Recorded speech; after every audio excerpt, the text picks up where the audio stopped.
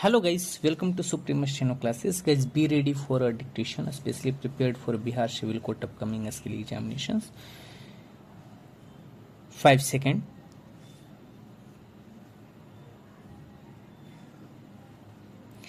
In academic studies, rural poverty is often discussed in conjunction with spatial inequality, which in this context refers to the inequality between urban and rural areas. Both rural poverty and spatial inequality are global phenomena, but like poverty in general, there are higher rates of rural poverty in developing countries than in developed countries. Eradicating rural poverty through effective policies and economic growth remains a challenge for the international community. According to the Food and Agriculture Organization, three quarters of those in poverty are in rural areas, most of whom are smallholders or agricultural workers whose livelihoods are heavily dependent on agriculture.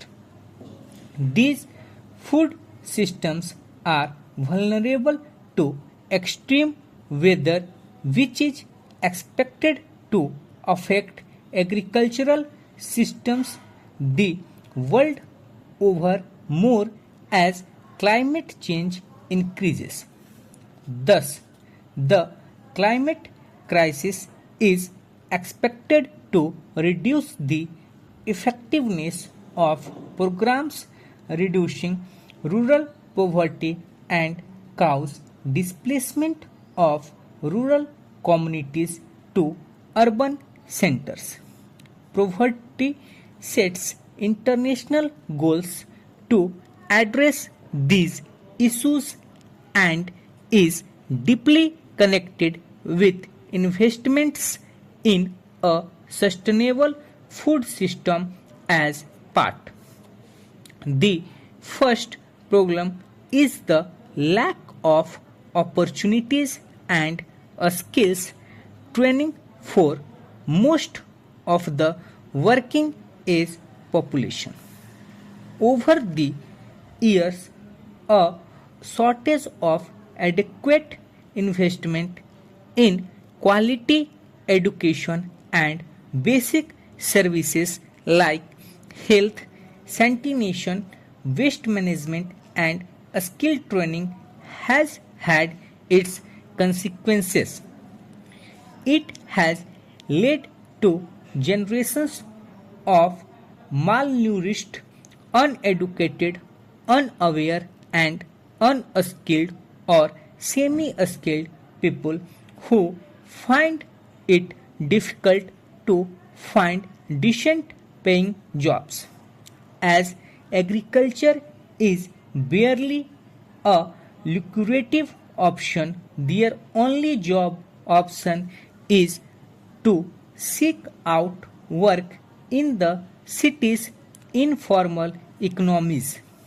Millions migrate to the cities every day to take up informal jobs such as domestic help, driving cars for middle class people, taxi driving, construction site work, etc. However, this creates overcrowding in the already packed urban infrastructure. They settle wherever they can, but as more people join, a whole community of undocumented settlers emerges. This further complicates the procedure of accessing basic services like electricity, water, and sanitation, etc., as the authorities and public utilities can only serve those registered on paper. This is how poverty begins.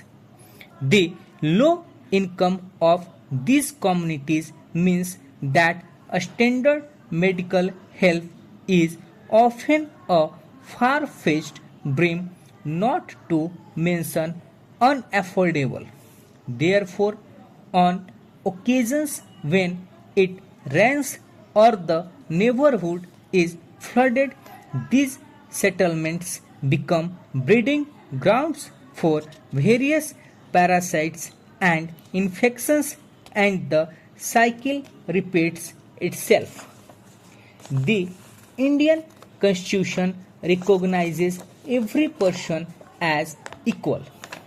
This means that every individual in the country, including male and female persons from all castes, religions, tribes, educational and economic backgrounds, are recognized as equal. This is not to say that inequality ceases to exist. It does not, but at least in democratic India, the principle of the equality of all persons is recognized.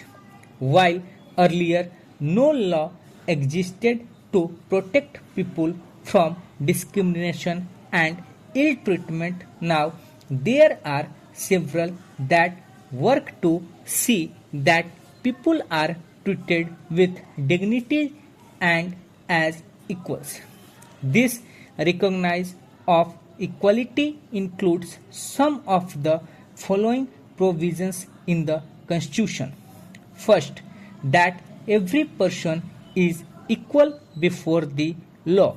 Second, no person can be discriminated against on the basis of their religion, race and caste, place of birth, or whether they are female or male. Third, every person has access to all public places, including playgrounds, hotels, shops, and markets. All persons can use publicly available wells, roads, and bathing ghats. Fourth, untouchability has been abolished. The two ways in which the government has tried to implement the equality that is guaranteed in the Constitution is first through laws and second through government programs or schemes to help disadvantaged communities. There are several laws in India that protect every person's right to be treated equally. In addition to laws, the government has also set up several schemes to improve the lives of communities and individuals who have been treated unequally for several centuries. These schemes are to ensure greater opportunity for people who have not had this in the past. One of the steps taken by the government includes the midday meal scheme. This refers to the program introduced in all government elementary schools to provide children with cooked lunch. Tamil Nadu was the first state in India to introduce this scheme, and in 2001 the Supreme Court asked all state governments to begin this program in their schools within 6 months. This program has had many positive effects. These include the fact that more poor children have begun enrolling and regularly attending a school. Teachers reported that earlier children would often go home for lunch and then not return to a school, but now with the midday meal being provided in a school, their attendance has improved. Their mothers who earlier had to interrupt their work to feed their children at home during the day now no longer need to do so. Stop.